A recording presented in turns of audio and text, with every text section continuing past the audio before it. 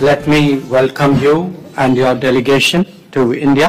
Islamic Emirate of Afghanistan stands ready to create a mechanism of understanding between two countries. जिस मुल्क से, जिस सरजमीन से उनको फायदा मिल रहा है, उस मुल्क के साथ दुश्मनी कर रहे हैं। सर, ये अब बर्दाश्त नहीं होगा।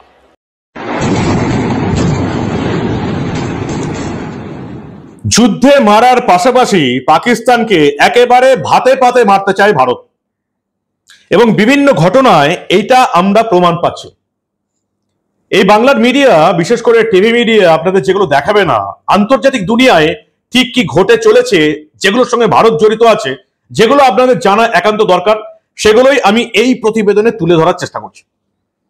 ভারত সম্পর্কে বিশেষ করে ভারতের বিরোধীরা, বাইরের লোকের কথা ছেড়ে দিন, বিরোধীরা একটা কথা রটাতে চায় যে ভারতের সঙ্গে তাদের প্রতিবেশী দেশগুলোর সম্পর্ক এত খারাপ কেন। ভারতের সঙ্গে পাকিস্তান এবং বাংলাদেশের সম্পর্ক খারাপ কেন? তার কারণ একটা হচ্ছে ধর্ম। আপনারা স্বীকার করুন আর না করুন, আমি সোজাসাপটা বলতেই ভালোবাসি। পাকিস্তান এবং বাংলাদেশ শুধুমাত্র ভারত বিরোধিতা করে তার একটাই কারণ, ভারতে সংখ্যাগরিষ্ঠ মানুষের ধর্মের নাম হচ্ছে হিন্দু। পাকিস্তানের সঙ্গে তো 78 বছর ধরে আমাদের সম্পর্ক খুব খারাপ, কতগুলো যুদ্ধ হয়েছে আপনারাও জানেন। বাংলাদেশে শেখ হাসিনা সরকার যতদিন ছিল ততদিন মোটামুটি ওই উপর ভারতের সঙ্গে সম্পর্ক ভালোই ছিল, হিন্দুদের উপর অত্যাচার ঘটে যাচ্ছিল সেটা আলাদা কথা। মোহাম্মদ ইউনূস সরকার আসার পর সেটা একেবারে প্রকাশ্যে এসে গেছে, হিন্দুদের প্রতিদিন মারধর করা হচ্ছে এবং পরিষ্কার ভারত বিরোধী নীতি নিয়ে চলছে মোহাম্মদ ইউনূসের সরকার, আপনারা জানেন। তাই ভারত চেষ্টা করছে পাকিস্তান এবং বাংলাদেশকে বাদ দিয়ে বাকি যে প্রতিবেশী দেশগুলো আছে তাদের সঙ্গে সুসম্পর্ক বজায় রাখতে। শ্রীলঙ্কার অবস্থা, অর্থনৈতিক অবস্থা অত্যন্ত খারাপ, আপনারা জানেন। শ্রীলঙ্কার সঙ্গে এই মুহূর্তে ভারতের ভালো সম্পর্ক। চীন, যাদের সঙ্গে গত 10 বছর ধরে বেশ কিছু ছোটখাটো সংঘর্ষ, গালওয়ান সংঘর্ষ আপনারা দেখে এসেছেন, তাদের সঙ্গে এখন সম্পর্ক উন্নত হচ্ছে। আমি বারবার আপনাদের বলেছি যে আন্তর্জাতিক দুনিয়ায় চিরকালীন বন্ধুত্ব বা চিরকালীন শত্রুতা বলে কিছু হয় না। প্রত্যেকেই নিজেদের স্বার্থ অনুযায়ী অন্য দেশের সঙ্গে বন্ধুত্ব করে, কেউ ব্যবসার স্বার্থে, কেউ প্রতিরক্ষার স্বার্থে, কেউ অন্যান্য স্বার্থে। ভারতও তেমনই নীতি দিয়েছে। চীনের সঙ্গে সীমান্ত সংঘর্ষ বন্ধ করা হয়েছে। চীন ভারত সীমান্ত থেকে দুটো দেশই সেনা সরিয়ে নিয়েছে। চীনের সঙ্গে এখন বাণিজ্য চুক্তি হচ্ছে। তার প্রথম এবং প্রধান কারণ হলো 4 দিন আগেও বন্ধু থাকা ডোনাল্ড ট্রাম্পের সরকার এখন ভারত বিরোধিতা শুরু করেছে, শুল্ক চাপিয়েছে। যে ডোনাল্ড ট্রাম্প একেবারে ভারত সরকার এবং মোদীর সহায়তায় ক্ষমতায় আসতে সবচেয়ে বেশি সাহায্য পেল, সেই এখন ভারত বিরোধিতা করছে, পাকিস্তানের পাশে দাঁড়াচ্ছে।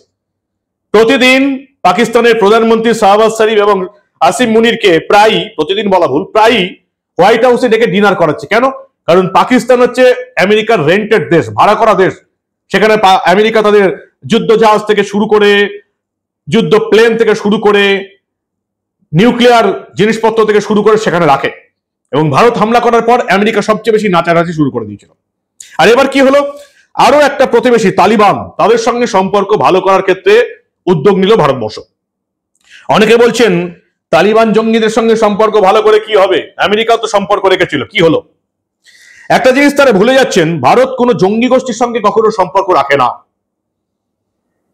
ভারত এই মুহূর্তে, আপনারা জানেন, স্বরাষ্ট্রমন্ত্রী অমিত শাহ কথা দিয়েছেন যে 2026-এর এই মার্চ এপ্রিলের মধ্যে এই দেশ থেকে মাওবাদী শেষ করে দেওয়া হবে। এবং তারপরে কি হয়েছে আপনারা দেখেছেন। কিন্তু নেপালে যখন মাওবাদীরা ক্ষমতায় ছিল প্রচন্ড, তখন কিন্তু ভারতের সঙ্গে সম্পর্ক হয়েছিল, বাইল্যাটারাল চুক্তি হয়েছিল।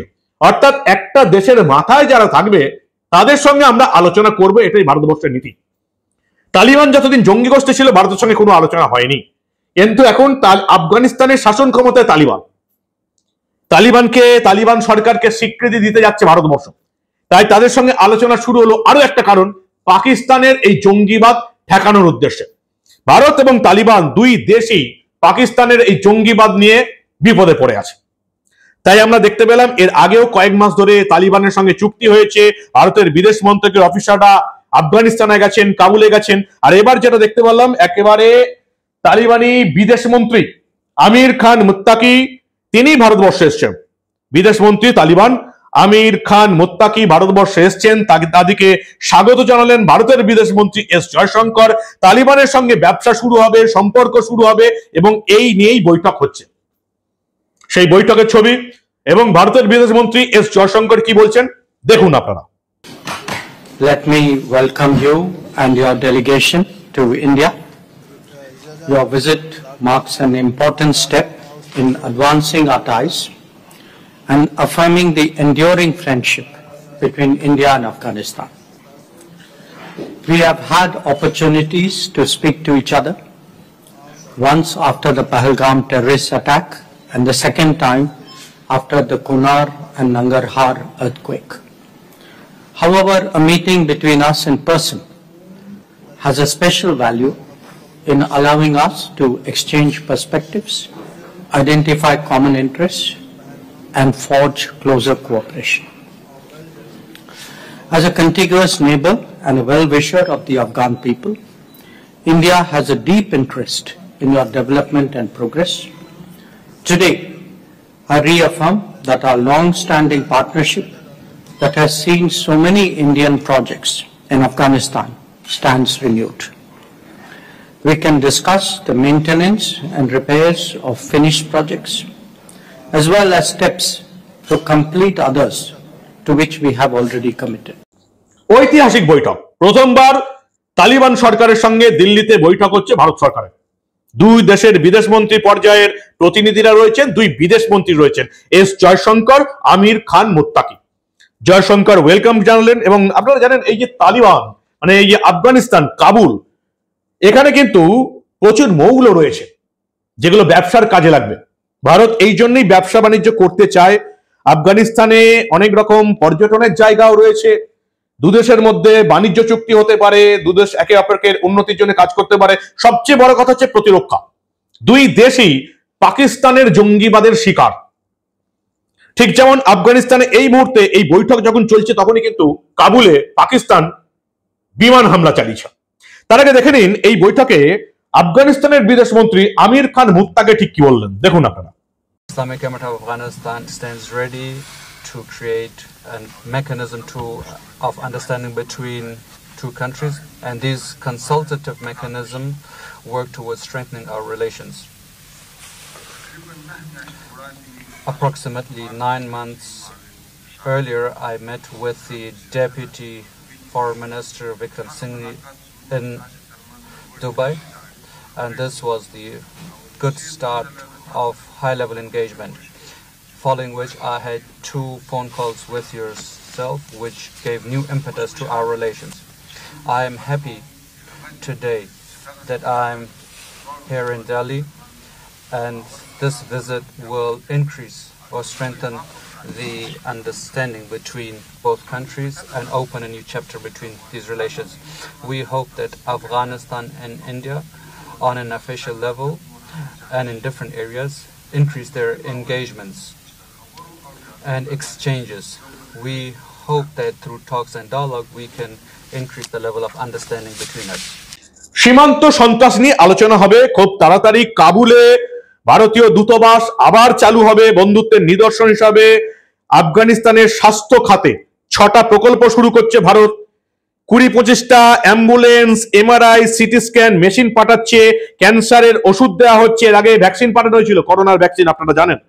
2021 সালে তালিবান ক্ষমতা দখলের পর এই প্রথমবার কোন তালিবান বিদেশমন্ত্রীর সঙ্গে বৈঠকে বসছেন ভারতের বিদেশমন্ত্রী একেবারে দিল্লির বুকে। তার আগে বিদেশমন্ত্রীকে প্রতিনিধিরা এখানে গিয়েছিল। দুই দেশের বন্ধুত্ব কিন্তু দৃঢ় হলো এটা বলাই যায়। এবং এর মধ্যেই তালিবানি বিদেশমন্ত্রী যখন ভারতে এসছেন, দু দেশের আলোচনা চলছে। কাবুলে পাকিস্তান হামলা করেছে, বিমান বাহিনী হামলা করেছে, কাবুলে একের পর এক বিস্ফোরণ হয়েছে। কেন হামলা করেছে? পাকিস্তান যেটা বলছে যে এখানে লুকিয়ে রাখা জঙ্গিদের সন্ধানেই কিন্তু হামলা করা হয়েছে। টিটিপি জঙ্গিদের মারার জন্য পাকিস্তানি তালিবান, টিটিপি তেহরিকি তালিবান পাকিস্তান, যারা পাকিস্তান সীমান্তে পাকিস্তানের উপর আক্রমণ করছে এবং এই জঙ্গি গোষ্ঠী এবং তাদের নেতা নূর ওয়ালি মাসুদকে লক্ষ্য করে হামলা চালিয়েছে পাকিস্তান, এমনটাই বলা হচ্ছে। আফগানিস্তানের তরফ থেকে এই ঘটনার কথা স্বীকার করা হয়েছে, তবে হতাহত, মৃত্যু কি হয়েছে, কত কি ধ্বংস হয়েছে এমন রিপোর্ট এখনো দুই দেশের সরকার দেয়নি।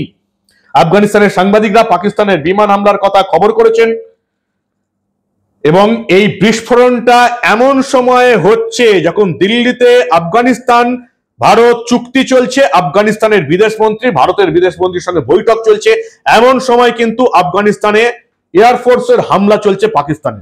খুব একটা সাধারণ ঘটনা নয়, যদিও এই আফগানিস্তানের এই টিটিপি তেহরিকি তালিবান পাকিস্তানের সঙ্গে পাকিস্তানের সেনাবাহিনীর লড়াই চলেই যাচ্ছে। কিছুদিন আগেই দেখলাম যে পাকিস্তানের সেনা এই আফগানিস্তান সীমান্তে অভিযান চালালো। এই সময় 19-20 জন এই টিটিপি সদস্যের মৃত্যু হয়। তার পাল্টা বোমাগুড়ির হামলা টিটিপিও চালিয়েছে পাকিস্তানের আধা সেনার উপর। 11 জন পাকিস্তানের আধা সেনার মৃত্যু হয়েছে। খাইবার পাখতুনখোয়া প্রদেশের একটি গ্রামে টিটিপি জঙ্গি দমনে একাধিক বোমা ফেলে শাহবাজ শরীফের সেনা। সেখানে প্রায় 30 জন সাধারণ নাগরিকের মৃত্যু হয়েছিল, তার মধ্যে মহিলা এবং শিশু রয়েছে। এবং পাকিস্তানের যিনি স্বরাষ্ট্রমন্ত্রী তিনি পরিষ্কার একেবারে নিজেদের সংসদে দাঁড়িয়ে পরিষ্কার বলছেন যে হ্যাঁ হামলা হয়েছে এবং এই যে সাধারণ মানুষ মারা গেছেন এটাকে বলছেন কোল্যাটারাল ড্যামেজ। কি বলছেন ख्वाजा आसिफ পাকিস্তানের প্রতিরক্ষা মন্ত্রী নিজেদের সংসদে দাঁড়িয়ে, দেখুন আপনারা।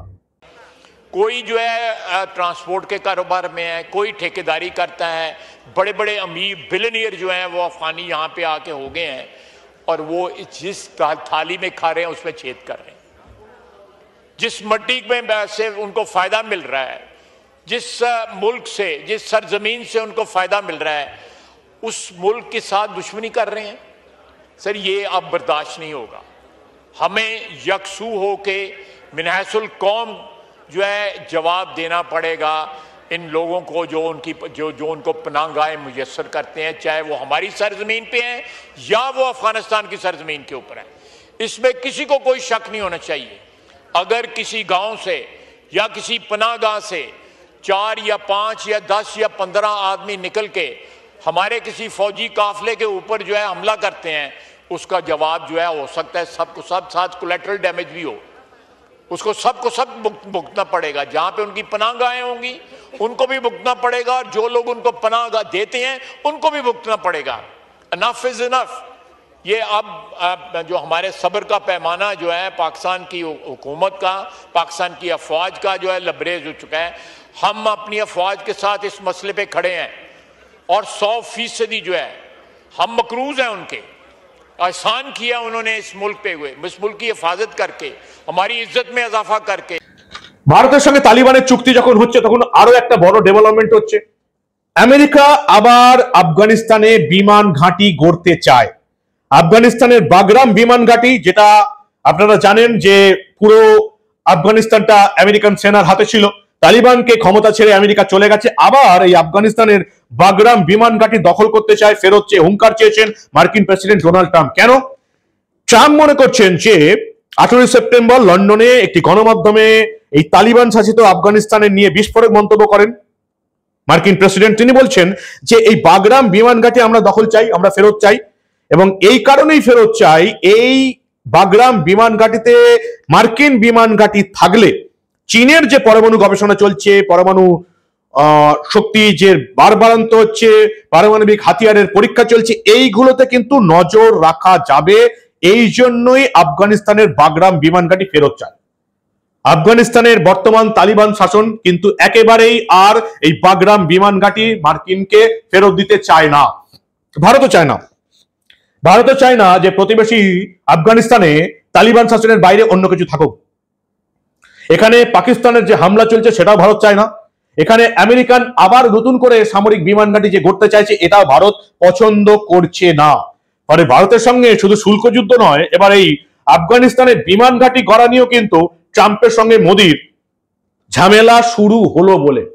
এই হচ্ছে আন্তর্জাতিক ডেভেলপমেন্ট আফগানিস্তান নিয়ে, যেখানে আফগানিস্তানের সঙ্গে ভারতের চুক্তি চলছে এবং পাকিস্তানের এটা বরাবরের অভিযোগ ছিল যে এই যে আফগানিস্তান পাকিস্তান সীমান্তে পাকিস্তানের সেনাদের টার্গেট করা হচ্ছে, এর পেছনে ভারতের ভূমিকা রয়েছে। এটা পাকিস্তানের বহু দিনের অভিযোগ, যদিও ভারতের তরফ থেকে পরিষ্কার বলে দেওয়া হয়েছে পাকিস্তানের কোনো বিষয়ে ভারতের কোনো হাত নেই।